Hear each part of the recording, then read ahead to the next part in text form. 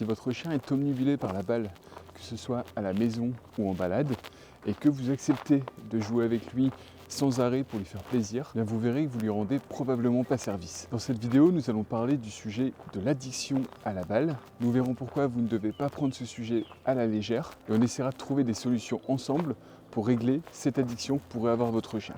Et c'est en filmant ma vidéo sur la peur de l'eau que j'ai eu l'idée de ce sujet, puisque je me suis rendu compte qu'en utilisant les cailloux pour inciter Mia à aller nager, elle reproduisait ce qu'elle fait parfois à la maison, c'est-à-dire être concentrée uniquement sur la balle plus que sur tout le reste. Si je laisse la balle à la maison dans le jardin ou à côté de nous, elle va constamment être focus dessus, la regarder et essayer de nous inciter à jouer avec elle. Et j'ai pu voir des symptômes revenir en filmant la dernière vidéo.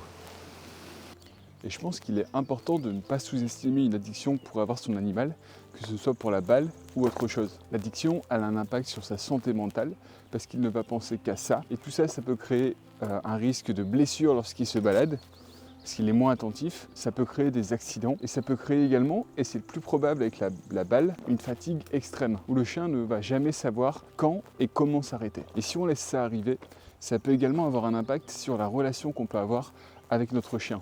On aura beaucoup moins d'échanges, beaucoup moins de moments de qualité avec lui. Et ça risque de couper le contact qu'on pouvait avoir ensemble parce que le chien sera omnibulé par l'objet de son addiction. Donc, pour le sujet de cette vidéo, la balle. Donc, pour ne pas vous dire de bêtises, j'ai fait mes devoirs et j'ai regardé ce que voulait dire le terme addiction. Et selon l'expert Steve Rose, donc c'est un expert des addictions, il nous dit que c'est un désir fort et un besoin incomparable de consommer une substance ou de s'engager dans un comportement malgré les conséquences néfastes qu'elle pourrait avoir. On peut se poser plusieurs questions pour identifier si notre chien a vraiment une addiction ou non. La première question, c'est est-ce que votre chien a son attention qui est constamment tournée vers le jeu ? Ensuite, quelle est la durée de cette attention ? Par exemple, s'il y a un épisode où il pensait que vous alliez sortir la balle ou le frisbee ou l'objet de son addiction, combien de temps est-ce qu'il va mettre pour revenir à la normale, pour repartir au panier, pour retourner vaquer à ses occupations, au lieu d'être fixé sur l'objet de son désir ? Et ça peut aller plus loin. Est-ce que notre chien, il oublie d'aller boire ? Est-ce qu'il oublie d'aller manger ? Est-ce qu'il est facilement irritable ? Alors qu'en temps normal, c'est une patte. Moi, je l'ai vu hier, Mia, lorsqu'on filmait la vidéo dans l'eau, elle ne s'occupait pas du tout de moi, elle était uniquement focus sur l'eau pour que je lui lance des cailloux. Quand on est parti du point d'eau, elle refusait de me suivre. Donc voilà, c'est des éléments qui me montrent qu'elle a passé un bon moment, mais je dois faire attention parce qu'on est peut-être sur une future addiction. Et en dernier point, est-ce que votre chien gémit à l'endroit où vous avez rangé son jeu ? Est-ce qu'il gémit à côté du placard où est rangée sa balle ? Si ces éléments-là ressortent dans votre analyse, c'est que votre chien est probablement accro et qu'il y aura un petit travail à faire là-dessus. Alors vous allez dire que je dramatise un peu, que jouer à la balle, il n'y a rien de grave. Et c'est vrai, moi j'adore jouer à la balle avec Mia et je n'ai pas dit que j'allais arrêter. L'idée c'est surtout de savoir à partir de quand est-ce qu'il faut contrôler ce problème. Parce que si le jeu avec la balle se transforme en addiction et qu'elle ne joue plus qu'à ça, elle s'expose à des risques articulaires, puisqu'on est sur un jeu qui est brusque, où le chien doit sprinter et s'arrêter brusquement. C'est très mauvais pour les articulations. On ne peut pas lier ça en jouant au frisbee, qui est un sport beaucoup plus doux, où on peut faire en sorte de ne pas lancer le frisbee trop loin pour que le chien n'ait pas d'arrêt brusque et ne s'abîme pas les articulations. Et pour sa santé physique, il y a également le gros risque d'épuisement. S'il fait chaud, il peut faire un malaise, il peut se déshydrater uniquement parce qu'il n'a pas senti la fatigue arriver et que nous, on n'a pas été capable de l'arrêter au bon moment. Il faut également penser à sa santé mentale. Mia va être capable de fixer la balle, donc de fixer le point de jeu pendant des heures. Et hier, je l'ai vu en filmant ma vidéo, c'est que Mia était uniquement intéressée par retourner à l'eau lorsque je parlais. On n'était pas du tout comme aujourd'hui, où Mia s'intéresse à ce qu'on peut dire et observe, écoute et sent ce qui se passe autour d'elle. Et ça crée un désintérêt pour tout le reste, tout ce qui fait que c'est un chien avec son intérêt pour les odeurs, son intérêt pour les sons, son intérêt pour son environnement. Là, on transforme notre chien en être associable qui ne va penser qu'à jouer pendant des heures et des heures. Et en plus de ça, il pourrait y avoir une sollicitation excessive où votre chien va en fait constamment vouloir jouer avec vous. Mia va être capable de m'inciter à jouer avec elle si j'oublie de ranger la balle pendant des heures parce que elle adore ça et on est quasiment, je pense, sur une addiction. Mia, on retourne promener ? Allez, on y va. Et on peut faire le parallèle avec quelqu'un qui serait accro aux jeux vidéo. Moi, quand j'étais jeune, j'adorais les jeux vidéo. Je pense que j'avais une petite addiction à un moment donné. Et ce qui arrivait, c'est qu'en fait, je pouvais oublier d'aller me coucher et donc me coucher à 4 h du matin pour aller à l'école le lendemain. Et il m'arrivait de ne penser qu'à ça.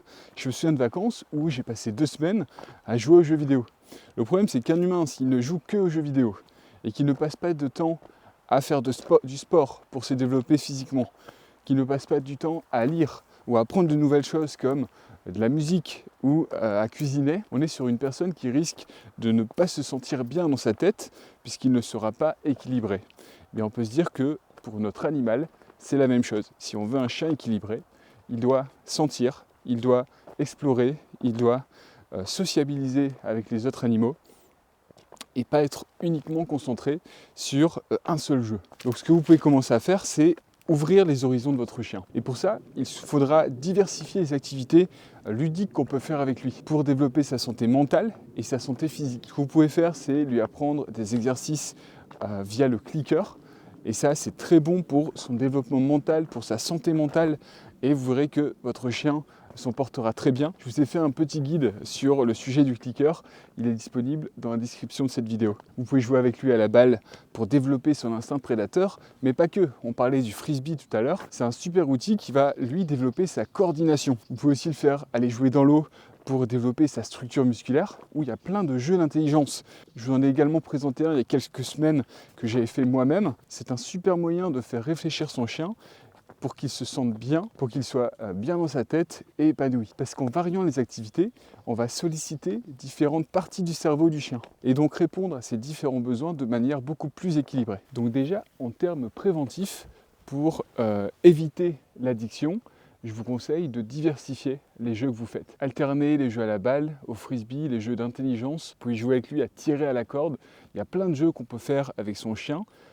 Mais pas rester focus uniquement sur une seule activité. Et vous allez vite voir, selon ses caractéristiques ou sa race, quels sont les jeux qui l'intéressent le plus ou non, et essayer d'adapter ça avec lui. Je sais que Mia adore les jeux d'intelligence, tout ce qui est casse-tête, tout ce qui est chercher des friandises que j'ai cachées, ou également aller chercher la balle. Je sais qu'elle adore ça. Vous voyez que même si je dis le mot, Mia, on va jouer à la balle.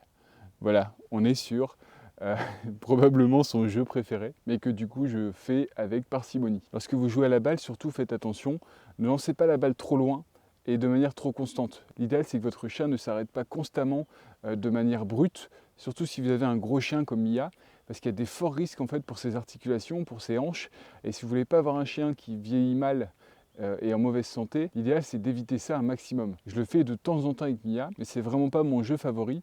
Je préfère beaucoup plus le frisbee, que je considère comme beaucoup plus doux et qui lui permet en plus de faire de la course en sprint ou de la course de fond. Et tout ça, c'est très bon pour elle, c'est bon pour son cardio, ça lui fait du bien. Et enfin, surtout, choisissez les termes de votre jeu. Quand est-ce que vous allez jouer? C'est vous qui décidez quand est-ce qu'on joue, quand est-ce que le jeu démarre, quand est-ce que le jeu s'arrête et qu'on range les jouets. Donc toujours bien ranger les jouets à une zone exprès et ne pas laisser le jouet en fait toujours à disposition. Je sais que si j'oublie de ranger la balle et que je la laisse dans le jardin, Mia va constamment la prendre et me la rapporter. Si j'évite ça en mettant la balle dans le coffre à jouer, eh bien je n'ai plus ce problème. Ensuite, vous pouvez choisir des lieux adaptés à chacun de vos jeux. Par exemple, la balle, je peux jouer avec Mia dans le jardin, mais le frisbee, c'est pour l'extérieur, c'est quand on va se balader. Je l'ai toujours dans mon sac à dos et parfois on se fait des petites séances ensemble. Et surtout, laissez votre chien se reposer. Quand je dis se reposer, c'est ranger la balle, qu'il ne l'ait plus à vue et qu'il puisse se reposer physiquement, mais également mentalement, en allant se promener. Moi, si j'avais la balle dans la main pendant cette balade, je sais qu'elle passerait son temps à la regarder au lieu d'aller sentir ce qui se passe autour. Et c'est pas ce que je veux un chien équilibré, bien dans sa tête. Et c'est pour ça que je l'incite un maximum à aller explorer et à aller sentir ce qui se passe autour d'elle. Voilà, c'est tout pour cette vidéo. J'espère qu'elle vous sera utile, que si votre chien a une addiction, vous allez pouvoir essayer de régler ça avec lui. Pour moi, le plus important, c'est que nos chiens ils soient heureux, qu'ils soient bien équilibrés, qu'ils soient bien dans leur tête. Et ça serait dommage de gâcher tout ça à cause d'une simple addiction qu'on peut, nous, facilement lui éviter. J'en profite pour vous remercier parce qu'on a dépassé les 500 abonnés il y a quelques jours. Ça me fait vraiment plaisir, je ne pensais pas qu'on évoluerait aussi vite sur cette chaîne. J'ai encore plein de sujets à aborder avec vous. Si vous avez des questions ou des sujets que je pourrais aborder, n'hésitez pas à me les mettre dans les commentaires. J'envisage de faire un mois complet avec une vidéo par jour et ça me ferait plaisir de pouvoir adapter mon contenu à vos besoins. Donc n'hésitez pas à m'envoyer un petit commentaire, je réponds à quasiment 100% des commentaires qu'on me laisse. et ça me fait toujours plaisir d'échanger avec vous. Merci et à bientôt. On retourne se promener? Allez, on y va.